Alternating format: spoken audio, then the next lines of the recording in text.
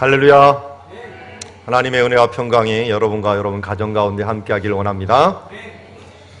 자, 오늘은 사명의 길을 갈 때라고 하는 제목 아래 상관 말고 나를 따르라. 예수님이 베드로에게 하신 말씀인데 쉬운 말로 해줄까요? 친절한 금자씨에서 이걸 바꿔서 얘기한다면, 친절한 금자씨 버전으로 한다면 너나 잘하세요 라는 것입니다. 예수님이 베드로 보고 너나 잘해라 라고 하는 말씀을 주셨습니다. 과연 어떤 말씀을 주셨는지 우리 함께 바라보도록 합시다. 오늘 요한복음 21장은 예수님께서 갈릴리 바닷가에서 말씀하신 처음 사랑을 회복시키는 장면들을 우리에게 재현하고 있습니다. 어떻게 보면 요한이 글을 다 쓰고 마지막에 에베소 교회, 첫사랑을 잃어버린 에베소 교회를 생각하면서 이렇게 예수님께서 첫사랑을 회복하였다 하면서 제자들을 처음 불렀던 그 장소에서 동일한 방법으로 그를 불러서 고기를 잡는 방법으로 그들을 처음 사랑을 생각나게 하시고, 그리고 다시 모여서 함께 식사를 나누면서 거기서 예수님께서는 그들에게 3번이나, 또 특별히 베드로에게 3번이나 내가 나를 사랑하느냐 하면서 물으시면서 그의 사랑을 확인해 나가십니다. 그럴 때 베드로는 예수님께서 내가 나를 전적으로 무조건적으로 사랑하는, 아가페적으로 사랑하느냐라고 말했을 때 베드로는 나는 최소한 우정이 있는 이 필레오적으로 사랑을 합니다 라고 하면서 대답을 했습니다. 예수님은 계속 아가페 사랑을 얘기했지만 베드로는 필레오 사랑을 계속 얘기하고, 그러면 예수님이 마지막으로 그럼 진짜 네가 필레오라도 하냐 그랬더니 베드로가 고민에 빠져갖고 그렇지만 주님께서 아십니다 라고 하면서 마무리를 합니다. 그러나 그때마다 예수님께서는 무엇이라고 말씀하십니까? 내가 나를 사랑하면 내 어린 양을 먹여라. 내가 나를 사랑하면 내 양을 치라. 내가 나를 사랑하면 내 양을 먹이라 라고 말씀하십니다. 하나님의 일은 굉장히 쉬우면서도 굉장히 어렵습니다. 굉장히 어려운 것은 평가를 사랑이라는 관점으로 평가를 받는다는 것입니다. 사랑을 하는 마음으로 무엇을 하지 않으면 어떤 것도 하나님께는 인정을 받지 못합니다. 제가 여기서 설교를 하는 일이나 찬양대원이 찬양을 하거나 지금 악기단이 악기를 하거나 모두 하나님 앞에 사랑을 가지고 하는 일이 아니면 울리는 꽹과리 소리와도 못한 것이 되는 것이 하나님의 일입니다. 근데 또 쉬운 것도 있습니다. 좀 못해도 괜찮습니다. 좀 부족해도 괜찮습니다. 좀 인간적으로 망쳐도 괜찮습니다. 사랑만 있으면 됩니다. 사랑으로 행하면 하나님이 모두 받으십니다. 그래서 교회에서는 못해도 저지르는 사람이 은혜 받는 사람입니다. 잘하는 사람만 하는 이 공동체가 아니라 못해도 하나님의 그 사랑으로 가지고 나아간다면 하나님 우리를 받으시고 그것을 하나님께서는 최고의 예물로 받으신다라는 것입니다. 오늘 예배도 마찬가지입니다. 여러분 오늘 오면서 예배 드릴 때 과연 어떤 마음으로 지금 하나님 앞에 예배를 드립니까? 어떤 마음으로 지금 하나님의 말씀을 받으십니까? 알아듣고 못 알아듣고는 사실 그렇게 중요하지 않습니다. 내가 하나님을 사랑하는 마음으로 갈급하게 이 시간 주님을 배웁는가 만나 뵙는가 하는 부분들이 중요합니다. 그래서 사랑이 있으면 만사 오케이. 그러나 사랑이 없으면 꽝. 아무것도 못 얻는 것이 하나님의 일입니다. 오늘도 예수님께서는 바로 이 사랑을 회복하기를 베드로에게 이야기했고, 그 말이 끝나자마자 오늘 18절에서 19절 말씀을 해 주셨습니다. 18절에는 특별히 18절에서 19절까지는 베드로가 앞으로 어떠한 마지막을 가질 것인가 하는 부분들을 말씀하셨고요. 20절부터 오늘 23절까지는 베드로가 곁눈질하다가 예수님한테 한 방 먹는 그런 이야기를 우리에게 말씀해 주고 있습니다. 자, 따라서 합시다. 평소에 잘하자. 이 말이 왜 나왔는지 한번 봅시다. 베드로가 오늘 모든 말이 끝난 다음에 예수님께서 18절에 이런 말씀을 하십니다. 내가 진실로 진실로 내게 이르노니 내가 젊어서는 스스로 띠뛰고 원하는 곳으로 다녔거니와 늙어서는 내 팔을 벌리리니 남이 내게 띠띠우고 원하지 아니하는 곳으로 데려가리라. 이게 무슨 말씀이냐 봤더니 19절에 이 말씀을 하심은 베드로가 어떠한 죽음으로 베드로의 하나님께 영광을 돌리심을 가리킴이라 라고 말합니다. 자, 요한복음을 기록할 때는요, 베드로가 이미 죽었을 때, 그러니까 베드로가 어떻게 죽었는지 요한은 잘 알고 있었어요. 잘 알고 있다 보니까 그때 들었던 말씀을 생각하고 오늘 19절에는 그래, 그때 들었던 이 말씀이 바로 그의 죽음을 가리키는 거구나 하는 것을 알았습니다. 우리 초대교회 역사가들이 기록한 기록에 의하면 베드로의 죽음은 우리가 잘 아는 쿼바디스라고 하는 장면에 나오는 것처럼 죽었다고 주로 교부들을 통하여 전해지고 있습니다. 앞에 있는 그림이 있습니다. 베드로가 원래는 로마에 있었는데 이 로마에서 죽임을 당하기 직전에 도망을 나옵니다. 자기 의도가 아니라 사람들이 하도 가라래갖고 끌려 나옵니다. 끌려 나오는 그 중에 예수님의 환상을 보는데 어떤 환상을 보고 있습니까? 예수님이 십자가를 지고 로마를 향하는 모습을 보면서 내가 버리고 간 그 로마를 향하여 내가 간다 하면서 십자가를 지고 가는 모습을 보면서 베드로가 고아바디스, 주님 어디로 가십니까? 라고 물어보고 그 뒤에 로마로 다시 돌아가서 죽었다라고 하는 그 기록이 있습니다. 이처럼 베드로는 마지막이 굉장히 힘들게 죽는, 자기가 원하는 길이 아닌 끌려다니면서 최종적으로 죽긴 죽지만 아주 그렇게 순탄하게 가는 역사가 아니라 어떻게 보면 요한처럼, 요한은 좀 순탄하게 그 마지막을 맞았다면 순교로 맞으면서도 불구하고 자기의 의도와 상관없이 끌려다니면서 가는 모습을 보면서 베드로는 왜 이렇게 죽임을 맞았을까? 근데 성경을 잘 보면요, 죄에 대한 대가를 치르는 사람들이 많이 있어요. 대표적인 사람이 누구냐면 다윗이에요. 다윗은 하나님을 잘 믿는 사람인데도 불구하고 밧세바를 범한 그 죄 때문에 그의 후반기의 인생은 그 죄값을 치르는 것이었어요. 가족이 파탄이 나고 그 가족이 아들이 한 명이 자기를 죽이겠다고 쫓아오고 이러면서 가족 가운데 자기가 지었던 죄값을 치르느라고 후반기가 굉장히 힘든 인생을 살았던 것을 보게 됩니다. 이뿐이 아니에요. 신약에도 보면 사도 바울을 일생을 보면요, 다른 사도들보다 굉장히 힘들게 사역을 해요. 잘 보면 다른 사람들은 돌 맞은 일이 별로 없는데 사도 바울은 돌 맞아 순교하면 좋겠는데 돌 맞고 다시 살았어요. 여러분, 돌 맞고 죽는 게 나을까요? 돌 맞고 다시 사는 게 힘들까요?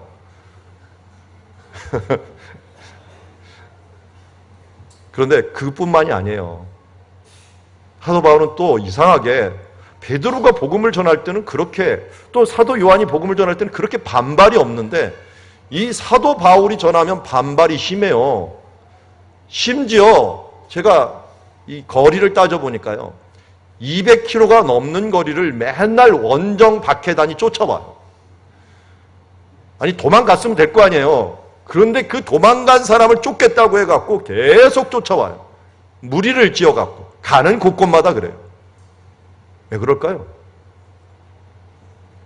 과거에 사도 바울이 스데반을 돌로 쳐 죽였고요, 과거에 이 사울이라는 청년이었을 때 그가 원정 박해단을 조직해갖고 다메섹을 간 일이 있어요. 그러다 보니까 이게 자기가 행했던 이 부분들을 예수 믿고 나서도 이걸 처리하느라고 좀 힘든 인생을 살아가는 것 같아요. 사도 바울도 예수님을 3번 부인한 대가를 좀 치르는 것이 아닌가 하는 생각이 들어요. 여러분, 예수 믿고 잘 사십시오. 아니, 그거 천국에 가면 다 하나님 용서해 주시는 건 아닙니까? 그래. 용서 다 해 주셔요. 천국에서는 여러분 죄값 치를 일 없습니다. 천국 가면 다 영생 복락을 오르고 진짜 이 세상에서 맛볼 수 없는 기쁨을 얻습니다. 대신 조건이 있어요. 이 땅에서 다 치르고 가야 돼요. 그래서 예수 믿는 사람들은 하나님이 굉장히 민감하셔요. 이 땅에서 해결하고 가야 되기 때문에. 예수 믿지 않는 사람은 차라리 평안히 살다가 저 나사로와 부자와 나사로 비유에도 보면 부자는 평안히 살다가 가요. 왜 그럴까요? 그런 지옥에서 다 받아요. 그 사람 부러워할 것 없어요. 악인이 왜 형통하고 왜 악인이 저렇게 잘 먹고 잘 살다가 죽는데 왜 하나님은 침묵하시는가? 그럼 별로 그렇게 관심 가질 필요 없어요. 그 사람은 앞으로 영원한 형벌에 취하는 일들이 있기 때문에 우리는 부러워할 대상이 아닙니다. 반대로 우리는 이 말씀을 기억해야 돼요. 예수님께서 이렇게 말씀합니다. 내가 진실로 너희에게 이르노니 나와 복음을 위하여 집이나 형제나 자매나 어머니나 아버지나 자식이나 전토를 벌인 자는, 같이 읽어봅니다. 시작. 현세에 있어 집과 형제와 자매와 어머니와 자식과 전토를 100배나 받되 박해를 겸하여 받고 내세 영생을 받지 못할 자가 없느니라. 아멘. 평소에 잘하십시오. 어떻게 된다고요? 100배를 받습니다. 욥의 예를 보십시오. 욥의 삶을 보면 그가 어려움과 역경을 이겨놨더니 몇 배를 받는 일들. 아니, 하나님은 100배를 보장합니다. 그러나 단 조건 하나, 이 땅에서는 박해가 있다. 그렇지만 겁낼 것 없다. 천국에서 마지막에 영생이 있다라고 우리에게 말씀하고 계십니다. 그러므로 우리는 이 땅에서 죄짓고 해결하느라고 급급한 인생을 제발 사지 마시고 하나님 앞에 선을 행하며 내가 주를 위하여 집이나 형제나 자매나 어머니나 자식이나 전토를 벌인다처럼 사는 것 같지만, 그러나 하나님은 그의 배상으로 100배를 더해 주신다라고 분명히 약속해 주셨고 실제로 그러한 삶을 우리의 역사 가운데 증명해 주셨습니다. 이러한 삶, 평소에 하나님의 나라를 위해서 힘쓰는 삶을 통하여 여러분 하나님의 영생을 얻는 주님의 자녀들이 되기를 주의 이름으로 축원합니다. 그래서 우리 자녀들에게도 선행하는 것들을 많이 가르쳐 주셔야 돼요. 희진이와 희원이가 지금 엄마 옆에 딱 달라붙어 있는데, 희진이, 희원이 안녕? 우리 쌍둥이가 많아요. 그 뒤에 또 쌍둥이가 뒤에 있죠. 성준이, 성시이가 또 의젓하게 또 있습니다. 애들이 잘하는 거 보면 참 대단해요. 여러분, 그냥 성실하게 잘하다 보면요, 이상하게 내 옆에, 나는 모르겠는데 내 옆에 이렇게 자녀들이 잘하고 있어요. 제가 터득한 노하우로는 아무리 말썽꾸러기, 또 지금 선우가 저기서 왔다 갔다 하는데, 선우야, 현우야, 여기 선우야, 안 쳐다봐요. 계속 현우만 보고. 저런 아이들도요, 한 2, 3년만 지나면 의젓해져요. 사람은 잘하더라고요. 근데 어떤 환경에서 잘하는가 중요해요. 말씀 안에서 여러분들 자라나면요, 나도 모르게 그 아이들이 말씀 중심, 하나님 중심이 됩니다. 제가 제 둘째 아이가 중학교 2학년 때 선생님 한 분이 기독교인이었어요. 저희 아내가 상담을 갔다 오더니 그 선생님한테 들은 얘기를 해주더라고요. 선생님이 아이들을 가르치다 보니까 참 어려운 아이들과 쉬운 아이들이 있는데, 가장 쉬운 아이들이 기준이 선 아이들이 돼요. 특별히 예수 믿는 아이들이 가장 쉽답니다. 왜냐하면 성경에서 이렇게 말하잖니? 라고 얘기하면 탁숙인답니다. 그런데 기준이 없는 애들은 그건 선생님 생각이고요, 내 생각은 틀려요 하면서 이렇게 말하기 시작하면 말을 할 수가 없다는 거예요. 교훈을 줄 수가 없다는 거예요. 여러분, 어려서 우리가 줘야 될 우리 다음 세대의 가장 큰 선물은 기준을 세우는 일입니다. 그래서 성경에서는 하나님을 경외하는 것이 바로 지식의 근본이다 라고 말씀하고 계십니다. 어려서부터 하나님을 경외하는 법을 가르치시길 바랍니다. 그리고 예배를 통해서 하나님을 경외하는 그 부분들을 배워나가는 주의 자녀들이 되기를 원합니다. 평소에 잘합시다. 자, 앞에 보이는 지금 사진이 어디죠? 네, 우리 이거 모르면 좀 간첩이라고 해야 되나요? 콜로세움입니다. 로마에 있죠? 콜로세움. 이게 뭐 하는 장소인지 대충 알죠? 뭐 여기에 격투기도 있었고요. 영화에도 많이 나오는 장소예요. 근데 제가 안 거로는요, 여기서 뭐까지 있었는지 아세요? 물을 채워놓고요, 해전까지 했답니다. 물을 채워놓고 배를 띄워갖고 해전까지 하는 그런 극장으로서 활용이 된 아주 대단한 장소입니다. 누가 만들었을까요? 로마 황제가 만들었겠죠. 그런데 시작은 누가 했냐면 베스파시안이라고 하는 사람이 있는데, 이 사람이 예루살렘을 거의 멸망시키려고 직전에까지 장군이었는데요. 직전까지 왔는데 로마에서 네로가 죽고 난리가 나면서 자기가 황제가 되고 가는 바람에 이 예루살렘 멸망을 누구한테 맡겼냐면 그의 아들 티토에게 맡겼어요. 티토가 예루살렘 멸망을 완성하고 돌아왔어요. 돌아오고서 이제 그의 아버지 베스파시아는 황제가 돼갖고 여기다가 지금 이런 콜로세움에는 멋진 극장을 만들고 그의 아들 티토가 완성을 했어요. 근데 이 완성할 때 일꾼을 주로 누구를 썼느냐? 예루살렘에서 멸망시킬 때 포로로 잡아왔던 유대인들을 대부분 시켜 여기를 만드는 데 썼어요. 근데 왜 여기다가 이걸 만들었느냐? 우리나라하고 굉장히 비슷해요. 네로 황제가 이게 건축광이었죠. 그래갖고 로마 도시를 새롭게 하려고 하니까 구시가를 좀 없애야 됐어요. 그래서 어떻게 했습니까? 불을 다 질러버렸어요. 여기도 집이 있었는데 다 불을 다 지른 거예요. 그랬더니 자기는 멋진 로마를 제국을 만들려고 했는데 당장 뭐가 일어납니까? 폭동이 일어나는 거예요. 그래서 이 폭동을 잠재우려니까 어떻게 합니까? 이거 뭔가 대책을 써야 되는데 기독교인한테 모든 누명을 다 뒤집어 쓰게 됩니다. 원래 이 자리는요, 네로가 멋진 궁전을 지으려고 했던 자리예요. 근데 그것이 실패하자 베스파시안이 모든 로마 시민을 위해서 큰 공원을 만든 거나 마찬가지죠. 기독교인에게 모든 누명을 뒤집어 씌웠을 때 수장을 잡아야 될 거 아니에요. 최고 우두머리를. 그 사람이 누구겠어요? 베드로였어요. 그 베드로가 잡힐 것 같으니까 사람들이 막 밀어갖고 이 아피아, 성경에는 아비오 가도라고 그러는데, 아피아 가도라고 하는 그쪽으로 가고 있는 중에 요 왼쪽에 있는 집, 여기에서 멈추게 됩니다. 이 집의 이름이 뭘까요? 코바디스입니다. 코바디스 기념교회인데, 아까 보았던 말씀처럼 여기에서 예수님을, 이 로마를 향하는 예수님을 바라보고 그가 로마를 향합니다. 결국 그는 로마에 가서 십자가에 달려 죽게 되는데, 십자가에 달린 장소가 여기 빨간 선으로 동그라미를 쳐놓은 장소에 어딜까요? 지금 앞에 있는 오른쪽에 있는 사진이 뭘까요? 로마 교황청입니다. 로마 교황청이 베드로가 이렇게 거꾸로 십자가에 죽었던 장소가 로마 교황청이 되어 있습니다.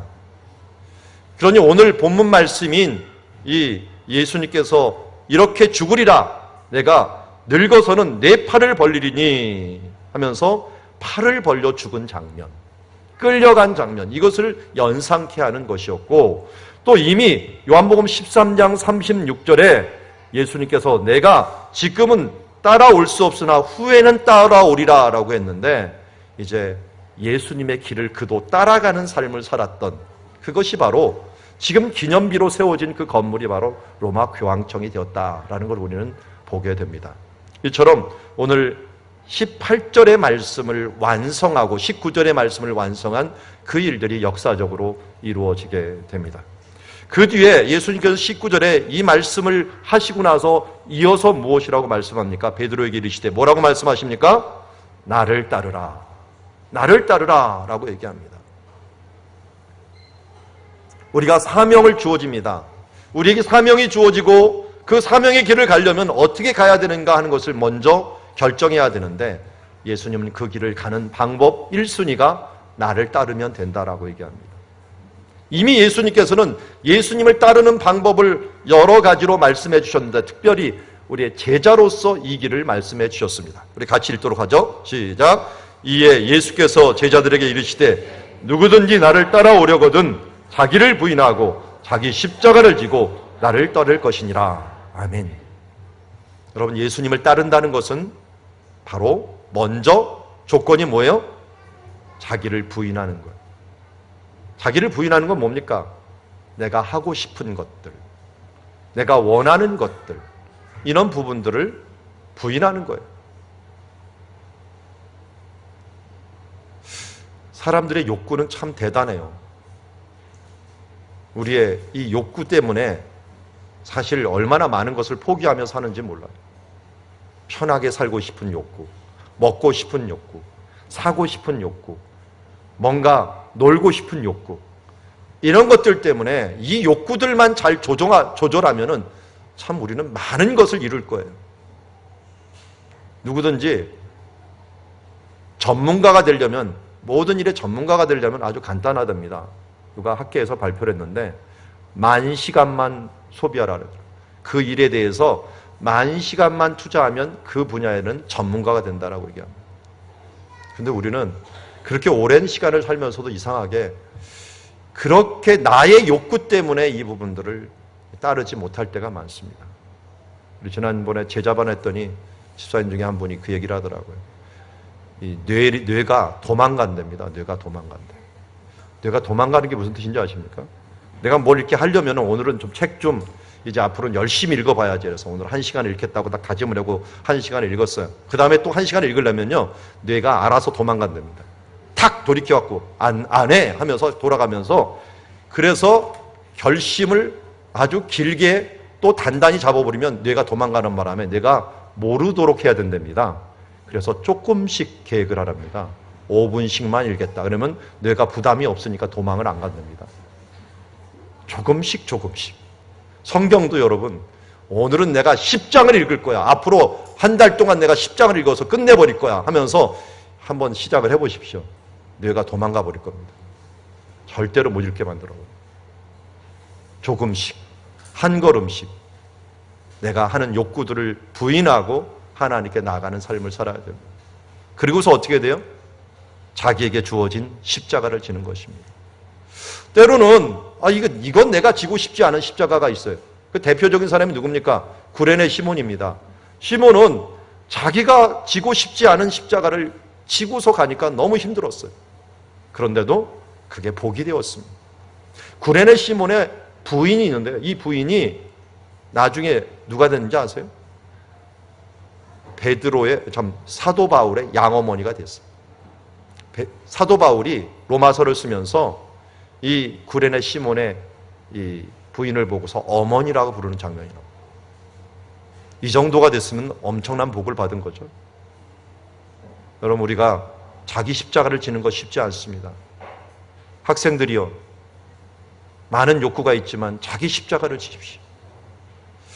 저도 이게 이 후반기부터 고3까지 진짜 생각해도 제 일생에서 제일 열심히 공부했던 것 같아요.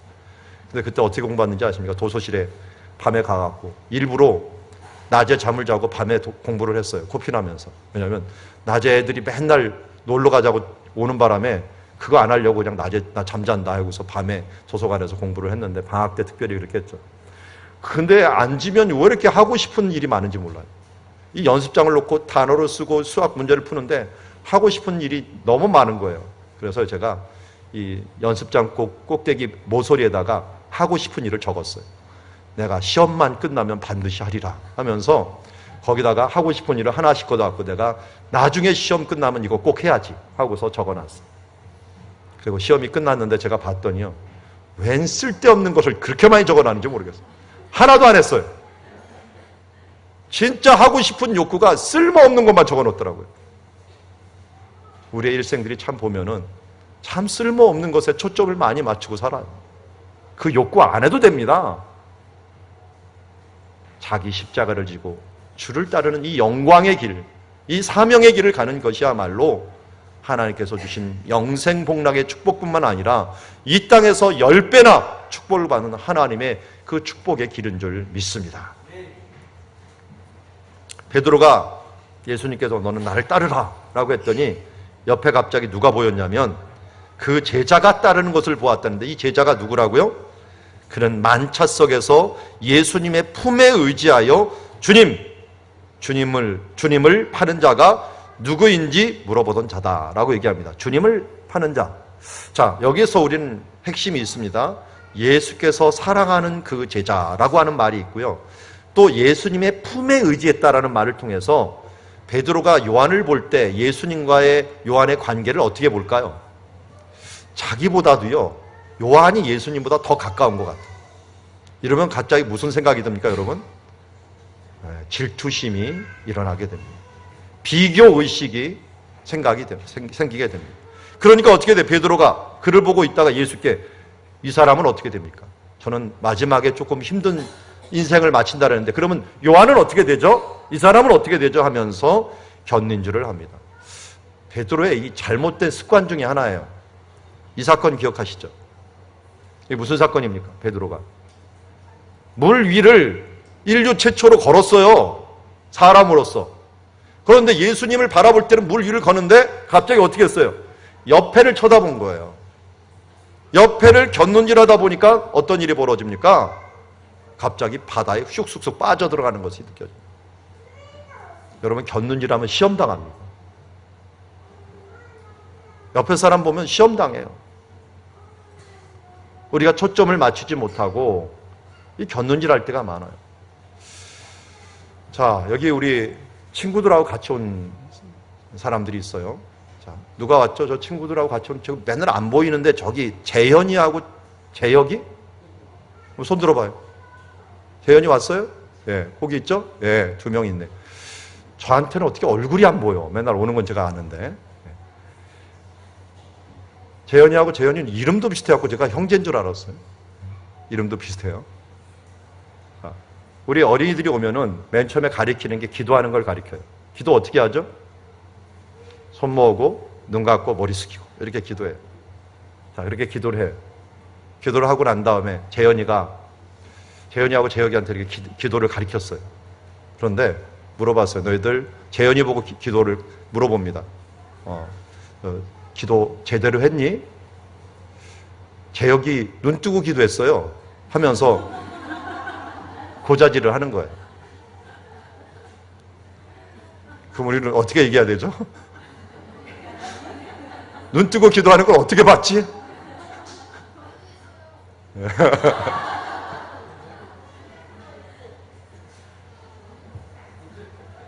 예, 너나 잘하세요입니다. 우리가 가끔 남의 충고를 할 때 나도 모르게요, 내 눈에 있는 들보는 보지 못하고 남의 눈에 있는 티를 볼 때가 많아요. 그래서 어떻게 보면 충고하는 게 굉장히 위험해요. 충고하기 전에 충고할 게 생각나면 먼저 나를 살펴보십시오. 나는 어떤가? 나는 어떤가? 베드로는 이 비교하다 보니까 상대적인 빈곤감, 시기와 질투 이런 부분들이 일어나게 됩니다. 그래서 우리는 곁눈질하지 말아요. 주님을 바라볼 수 있는 그런 믿음이 있어요. 그래서 우리가 비교하다 보면은요, 자꾸만 내가 비참해져요. 저도 비참해진 적이 한 번 있어요. 제가 배부른 소리라고 했지만 이건 진짜 제가 있었던 일이기 때문에 제가 신학대학원을 들어갔는데 제일 먼저 설교를 시켰어요. 저를 이제 설교학 시간에 설교학을 시키는데 제가 얘기하다가 이 예화를 하나 들을 때 제 삶의 예화를 하나 들었던 게 생각이 납니다. 대학교를 맨 처음에 1학년 들어갔더니요, 제가 막 열등감이 들었어요. 첫 번째, 더 좋은 과를 들어가지 못한 것. 두 번째, 서울대를 가지 못한 것. 이런 열등감이, 야, 내가 조금 그 당시에는요, 소신 지원 제도였어요. 그래서 잘못 집어넣으면 미달이 돼갖고, 잘 집어넣으면 미달이 돼갖고 좋은 대학도 되고요.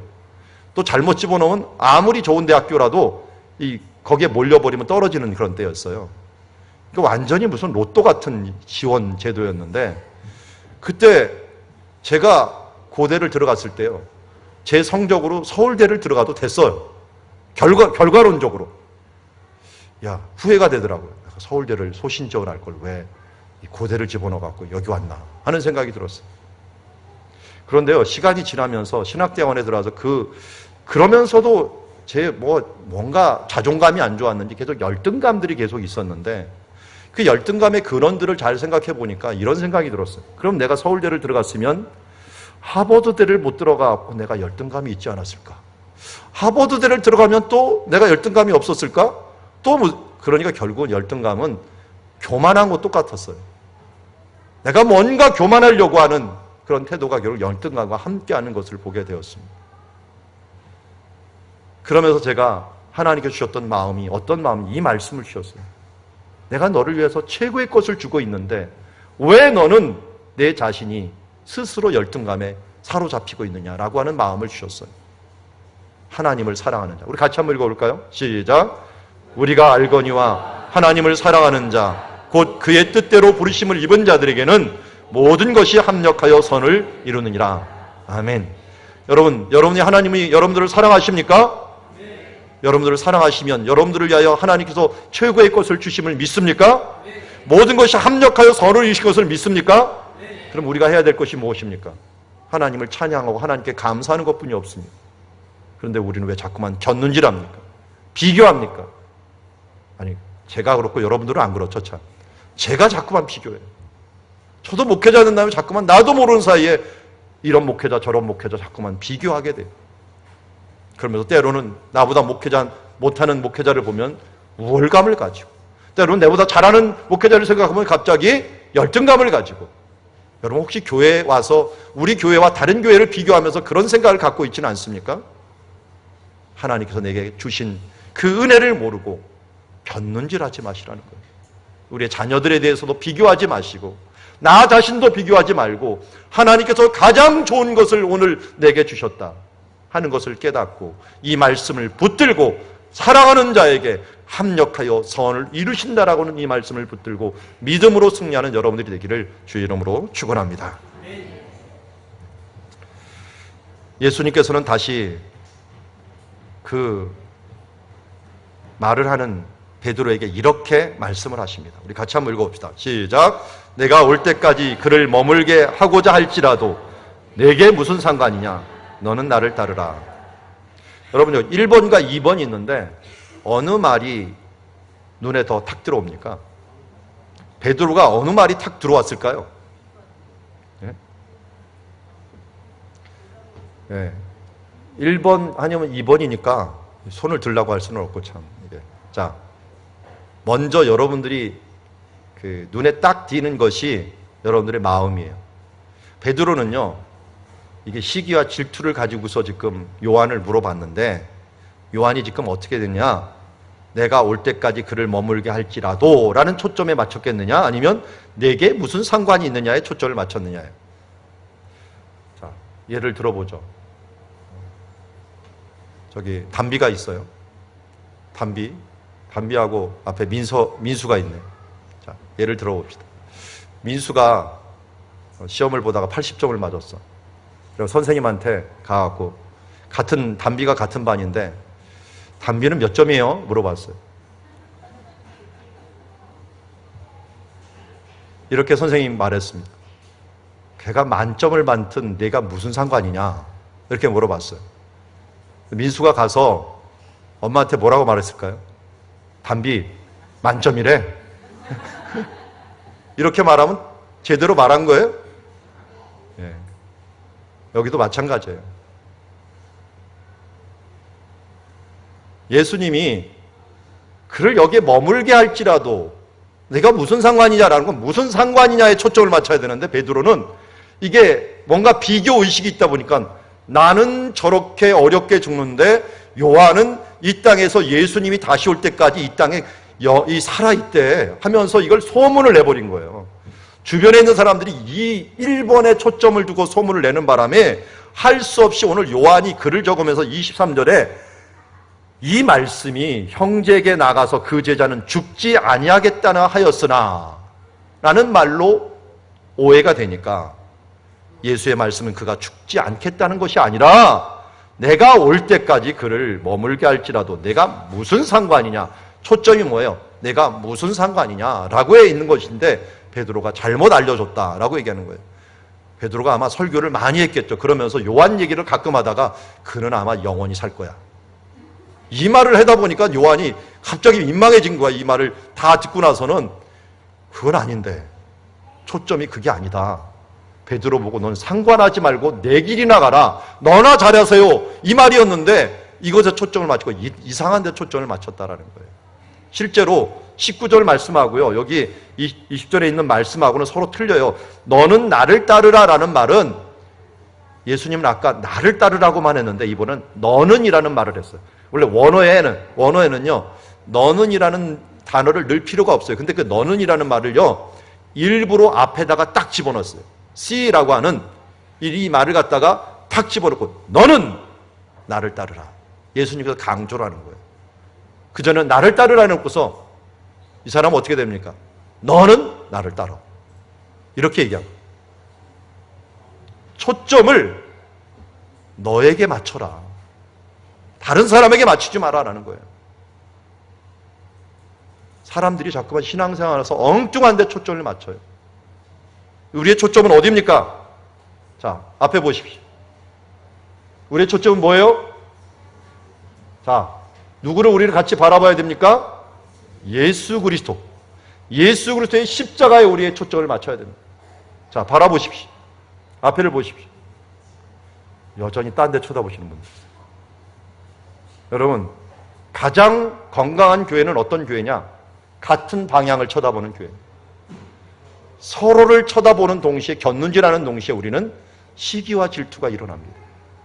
예수 그리스도만을 보면서 내가 예수님이라면 어떻게 할 것인가에 대해서 초점을 맞추면서 그로 인하여 몸부리치면서 예수님을 따라가는 삶.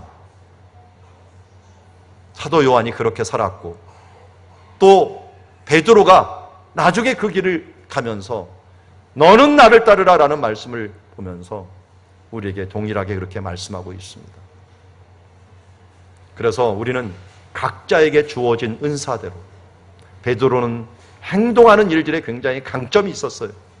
그래서 행동하는 일에, 요한은 먼저 깨닫고 정비하는 일에 많았어요. 그래서 요한은 요한복음도 쓰고요, 요한 1서, 2서, 3서, 요한계시록, 사도로서는 가장 많은 글을 썼어요. 12사도로서는. 그걸 쓰면서 자기의 은사대로 일하면서 바로 에베소에서 평안하게 죽었던 모습을 보게 됩니다. 여러분, 곁눈질하지 마시고 내게 주어진 사명대로, 내게 주어진 은사대로 그 길을 가야 되는 주님의 사명자로 사시길 바랍니다. 우리 예전에 팔복이라는 맨발의 천사라고 하는 그 제목을 가진 영화를 본 적이 있습니다. 많은 분들이 최춘선 할아버지라는 분을 아실 거예요. 그분이 맨발로 맨날 나가서 전철에서 전도를 했어요. 그리고 예수 천당, 불신지옥, 그렇게 여기를 이렇게 붙이고서 예수 믿는 일을 해가지고, 그래갖고 그분을 하도 이상해갖고 PD가 쫓아다녔어요. 이분이 어떤 사람인가 했더니 나중에 집에 돌아갔는데 버젓한 집에 살고 있는 거예요. 단독주택에. 못 사는 사람도 아닌데 왜 이렇게 맨발로 다닐까? 근데 그분이 마지막 남겼던 말 물어봤어요. 자녀들은 어떠십니까? 뭐라고 하십니까? 자녀들도 다 굴지의 기업에서 잘 살고 있어요. 그런데 아버지가 이렇게 하는 거 가만히 두십니까? 라고 물어봤더니 그분이 마지막 남긴 말이 뭐냐면, 사명은 각자야. 당신도 당신의 일을 하듯이 나도 내 일을 하는 거예요. 각자 주어진 그 길을 향하여 가는 거야. 사명은 각자야 라고 얘기합니다. 여러분, 곁눈질하지 마시고 내게 주어진 일들, 내게 감당하게 주어진 그 일들을 감당하면서 그 사명의 길을 같이 갈 때 우리의 하나님께서 우리의 모든 사람들을 합력하여 하모니를 이루어 하나님의 나라를 이루어갈 줄 믿습니다. 오늘 말씀을 정리합니다. 같이 우리 해봅시다. 예수님을 따르자.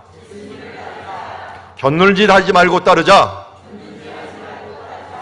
예, 우리 모두 예수님을 따르고 평소에 우리의 삶들을 잘하여 100배의 축복을 받고, 십자가를 지더라도 자기를 부인하고 십자가를 지면서 예수님을 따르는 삶, 그리고 곁눈질하면서 비교하지 말고 은사대로 일하는 주의 자녀들이 되기를 주의 이름으로 축원합니다. 기도하겠습니다. 하나님 아버지, 오늘 주의 말씀으로 우리에게 훈계하여 주시고 갈 길을 알려주심을 감사드립니다. 주님, 베드로를 통하여 예수님을 따르는 자로서의 삶을 어떤 것인가를 알려주심을 감사드립니다. 이제 자기를 부인하고 자기 십자가를 지고 주님을 따라가는 삶을 살아가는 우리들 되게 하여 주시옵소서. 그리고 곁눈질하지 말고 비교하지 말고 이제 은사대로 자기의 주어진 사명대로 하나님의 길을 갈 수 있는 사랑누리 가족들 될 수 있도록 축복하여 주시옵소서. 예수님의 이름으로 기도드리옵나이다. 아멘.